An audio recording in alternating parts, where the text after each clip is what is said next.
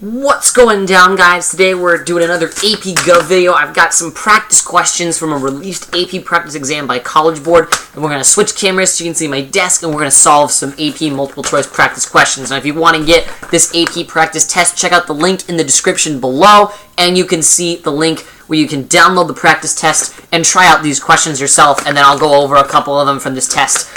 Basically, I want you guys to be exposed to the new types of multiple choice questions that you're going to see on the AP exam tomorrow morning. So without further ado, let me switch camera modes and we'll do some practice multiple choice questions. Alright, so here are some example questions from the AP exam that the College Board has released for us to take a look at. So here's an example of a multiple choice question. Now, most of these multiple choice questions will be based off of some form of a stimulus. So you have to go look at a map, or maybe read a paragraph, or look at a political cartoon. In this case, we're taking a look at a picture of we should keep in mind that this is a congressional district. So 4th Congressional District. Now we know this is a very famous congressional district. So it's probably going to be a gerrymandering question. And in fact, we take a look at actually is going to be a gerrymandering series of gerrymandering questions. What they'll do is they'll say that about 2 to 4 questions will be linked to a certain stimulus. You have to use that stimulus and your knowledge of United States government and politics to figure out the answer. So let's take a look and try these example questions for yourself. So I want you to do is these are, if you download the exam, you can see we're doing questions 18 and 19. So I'm not going to show you 18 and 19 right now. I have to move my camera. But for now, I'm just going to say do questions 18 and 19 on your own. Give yourself, 2 minutes max to do each of those questions. You can tie yourself under the AP constraints. Do both of those questions in under 2 minutes. And then come back, pause the video, do that, and then after 2 minutes, come back and unpause and check the answers with me. And I'll go over the answers with you guys. So let's take a look at question 18. So we're given a map of a congressional district. Now, we know that this is probably going to be some gerrymandering question, and we should think about the different types of gerrymandering. So what are the different types of gerrymandering? And of course, we know that there's partisan gerrymandering. Partisan gerrymandering is where you put a bunch of people that represent one party into one congressional district so that one party has power in that congressional district over the other party. There's also racial gerrymandering, where you put a certain minority all in one. These are more known as minority-majority districts. Minority-majority, so you can put everyone of the same race. Or you can do, I'm going to call it incumbency. You can have 2 incumbents force 2 incumbents into one congressional district and force 2 incumbents to run against each other. Those are 3 ways you can gerrymander. So let's take a look at this question and see which of those models best goes with one of these options. So let's take a look. It has been drawn by a political party to group together moderate voters. Okay, well, I don't know. I mean, again, we need to look at all the questions, but who knows? Maybe that could be a possibility. It doesn't seem very strong to me. I think the term moderate's kind of turning me off here, so my guess is it's probably not going to be this. It's definitely drawn by a political party, so this part of the statement is obviously correct, but I don't know that they're going to group together moderate voters, so it's probably not going to be A.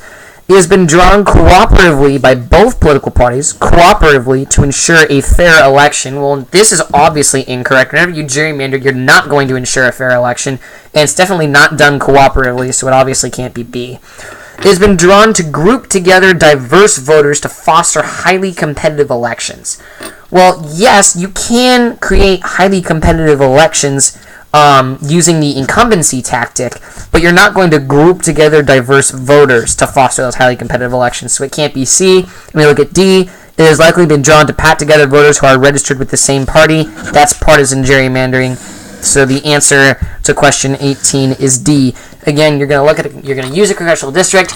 Know that it's probably a gerrymandering district. Use your knowledge of gerrymandering to answer question 18. Now I'm going to have to move the image a little out of the way to look at question 19. And question 19 says, which of the following is a consequence of the way the district is drawn on the map. So we're looking for a consequence in the way that this image is drawn in the map. It will likely lead to a less competitive general election, which could lead to increased partisanship. B, it will likely lead to a highly contentious and competitive election. C, it will lead to a seat that will be occupied by a member of the third party. Okay, I already know that it's probably going to be between A and B as of now. I know it can't be C, because it never does, in terms of gerrymandering, it will never, or if it does, maybe very rarely, but my guess is it will never lead to a third party gaining the seat in terms of gerrymandering, or D, it will lead to very high turnout. That gerrymandering doesn't necessarily lead to high turnout when it comes to gerrymandering, so it's not D, it's not C, it's either A or B. Well, based on the answer we set up here, we said that this specific district was probably drawn together to pack voters who are registered with the same party. So since they're with the same party, that means obviously that party is going to be win, which means it's probably not going to be a competitive general election, which means the answer, therefore, is A. You're going to get increased partisanship and a less competitive general election. So let's take a look at another example of AP questions that are linked to a stimulus. So this is another question that is linked to a stimulus. We're doing in your packet. We're doing questions 20 and 21 for you guys to keep in mind. So we have a political cartoon that we're going to be taking a look at. So I would go ahead and answer again. Give yourself 2 minutes to do questions 20 and 21. Then come back here and check out the answers. All right. So another example of you going the AP exam is they'll give you a political cartoon. You have to answer questions based on that political cartoon. So we're given a political cartoon here. We see unlimited special interest cash, and we understand it's being flown over, just wafted over. I see Democratic. I can't really make out what it says, but I can probably infer that's some like Democratic campaign, like you're probably like, you know, telling people about the Democratic Party is probably what's happening, and then it seems like they're getting a bunch of money just crashed onto them. So it probably is going to have to do with obviously special interest. These are obviously up here. We're going to write that these are obviously interest groups right here, and obviously interest groups can give money to elections. So that's probably what's happening here. So let's take a look at question 20, which the following best describes the message in the political cartoon. Contributions from special interests have undermined fair and competitive political campaigns. So let's go ahead and pause and talk about that for a second. So you should know what undermined means, and if you don't know what undermined means, you might not understand this answer. Undermined basically means to lessen the effectiveness. So I'm going to say lessen the power, but lessen the power or effectiveness over time. So contributions from special interest groups could lessen the power of fair and political campaigns. That does happen because we do know that when it comes to general elections, we know that when it comes to interest groups, money equals victory basically when it comes to elections. If you spend more money, generally you win. Now, I mean, obviously the Donald Trump election, that wasn't the case. But when it comes to smaller elections, like maybe for the House of Representatives or the Senate, definitely money is equal to victory. So if an interest group is able to spend a ton of money, then it's definitely going to make it more unfair and less competitive. So that really makes me think it's A. But let's go ahead and check all the other answers. Placing limits on special interest contributions would not diminish the role of money in elections. So it says you limit you limit the ability that the special interest groups can contribute money. It's saying that would not diminish the role of money in elections. Well, it actually probably would diminish the role of money in elections because a lot of the money that you get from campaigns are mostly from special interest groups. So less money would probably mean that party wouldn't win as much. It's probably not B. Part C, although money garners attention from voters, media, and voters, it does not influence how people vote. That's not necessarily what this political cartoon is talking about. This political cartoon is not talking about the voters. It's just talking about the effect that it gives on a political party. So it's probably not C, because that's not what the political cartoon is talking about. So it's not C. And special interests have a large amount of cash, but a small number of votes to use to influence elections. So this is probably true when you look at that statement. But again, is that what the political cartoon is talking about? It's only talking about the large amount of cash that it can use to influence elections. So it probably isn't D.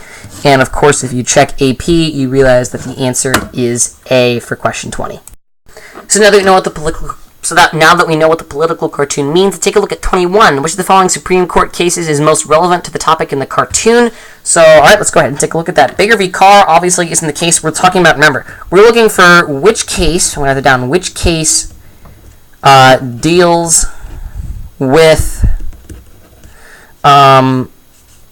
campaign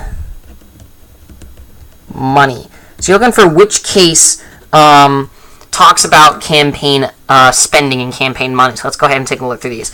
Baker v. Carr and Shaw v. Reno are not of these. These both talk about gerrymandering and what is legal and what is gerrymandering, not gerrymandering. Gerrymandering. These both are gerrymandering cases, so it can't be that. In the New York Times Company versus the United States, that dealt with the Pentagon Papers.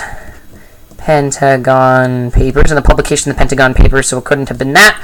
And Citizens United, so that means B is the answer. It is Citizens United, and Citizens United does talk about how corporations were being forced to limit the amount of spending that they could contribute. They were limited. Corporations were limited the amount of money that they could donate to elections, and so that's a case that talks about what was mentioned in the political cartoon. So hopefully get this both right. We're going to go over a couple more multiple choice questions. Alright, so finally, College Board could ask you some knowledge-based questions where they're not linked to a stimuli, and you simply just have to answer the questions. So these are a couple examples of questions like that where you just have to answer them. So we're going to do questions 26, 27, and 28, and I'll give yourself 3 minutes to answer these questions or less, and then come back and I'll tell you guys the answer. So let's take a look at 26, 27, and 28. Alright, 26 talks about which of the following may the president do in order to limit the Supreme Court's power. So what can we should keep in mind, which of the following can the president do in order to we're limiting the power of the Supreme Court, we're limiting the power of the SCOTUS. So what can the president do to limit the power of the SCOTUS? Fire and replace judges. Well, now that A can't work, judges cannot be fired or replaced because they serve for life. So these guys, they serve for life. So it can't be that option. Refuse to enforce a ruling by the court. Well, the president can't do it. They can't just set it aside and not do that. So that's an option there. Adopt new constitutional amendments. The president cannot do that. That's up to the states. The states actually adopt a new constitution. It's either drafted by Congress or one of the states, and then the states have to ratify it. So they cannot. The president cannot adopt a new constitutional amendment or veto parts of the court's decisions. You cannot at all veto. The president can veto Congress and their bills, but they can't veto the courts. So the answer for this knowledge-based question has to be B. And again, you have to use your knowledge of the powers of the president and the president's checks and balances on the Supreme Court in order to answer 26. 27, the legislative process at the national level of government reflects the intent of the framers of the Constitution to create a legislature that would be. Let's take a look at that one. Now, we have to be answering this question based on the intent of the framers of the Constitution. So let's think about it. Option A, less powerful than the executive. Now, were the framers trying to create a less power? They were trying to make the legislator be less powerful than the executive. Well, if they're able to make laws and the president can't make laws, I don't know that that's necessarily less powerful than the executive. So it can't be option A. Answer B, slow and deliberate in the law-making process. That's definitely an option because, it has to be, there's a huge process for making a law. It is proposed by the House or Senate, then it's talked about in committee, then it goes on to be voted on, then it goes to the president that could veto it, then it could go back to the House of Representatives to override the veto. I mean, it's a giant process, so it definitely could be B. Able to involve as many citizens as possible in the lawmaking process. Now, it's very hard to be involved in the lawmaking process. Now, you can obviously put a referendum on there, or the lawmakers can put laws on the ballot, but aside from that, citizens really aren't involved in the making of laws, so it's probably not C. And then part D, able to ensure that all citizens are equally represented. That doesn't necessarily happen with the bill. There are bills that try and do that, but that wasn't, again, the intent of the framers, wasn't to ensure that all citizens were equally represented in terms of those bills. So the answer is B. It is a slow and deliberate lawmaking process. And finally, we're going to take a look at 28, and then we're going to end off this video. Members of the United States House of Representatives Committee on Veteran Affairs are concerned about the quality of services at hospitals run by the Department of Veteran Affairs. Which of the following is an action the committee can take to address the problem? So what can the House of Representatives Committee do? Hold a hearing and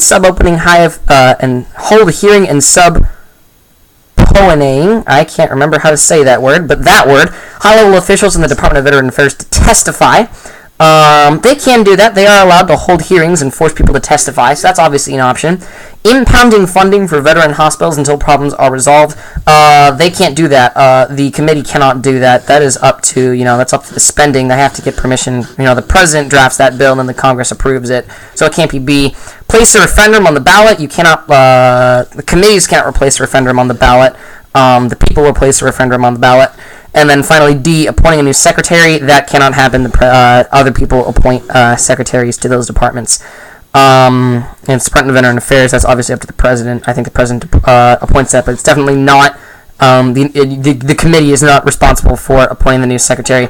So for 28, the option does have to be A. So those are some examples of AP Gov multiple choice questions. Thank you guys so much for watching. If that helped, definitely leave a like and subscribe. I do also do AP Calc videos. That's my main thing on this channel. So definitely check out my AP Calculus videos. And yeah, thank you guys so much for watching. Have fun grinding for the AP exam. And good luck tomorrow, guys, if you're taking the AP exam tomorrow. So hopefully this helped you, and we'll see you guys in the next video.